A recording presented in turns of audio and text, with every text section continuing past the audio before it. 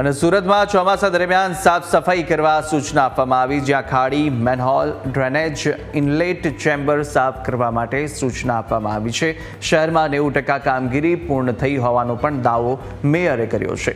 તો મેયર અને મનપા કમિશનરની અધ્યક્ષતામાં તમામ ઝોનના વડાની બેઠક થઈ અને પ્રી મોન્સૂનની કામગીરીની સમીક્ષા બેઠક કરવામાં આવી છે. ચોમાસામાં કોઈ પણ પ્રકારની હાલાકી ભોગવી ન પડે તેના માટે બેઠકોનો દોર શરૂ થઈ ચૂક્યો છે.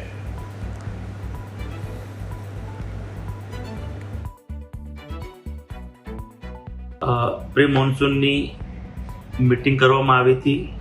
ગત વર્ષે જે જગ્યાએ પાણી ભરાય છે, આ વર્ષે એ જગ્યાને શું સોલ્યુશન લાવ્યા અધિકારીઓ લેવલે તેની સમીક્ષા કરી છે. જે જગ્યાએ વોટર લોગિંગ થાય છે ત્યાં ઘણી જગ્યાએ અત્યારે રિચાર્જ બોરવેલ વેલ પણ કરવામાં આવ્યા છે. જ્યાં સ્ટ્રોમ ડ્રેનેજ ન હોય તેવી જગ્યાએ સ્ટ્રોમ ડ્રેનેજના તમામ ખાડીની સ્ટ્રોમ ડ્રેનેજ તમામ કામગીરી 90% પૂર્ણ થઈ ગઈ છે. આ વર્ષે 1 મહિનો વહેલો વરસાદ આવવાના કારણે તમામ કામગીરી અત્યારે 90% પૂર્ણ કરી છે. આવનાર 3-4 દિવસમાં તમામ કામગીરી પૂર્ણ કરવામાં આવશે.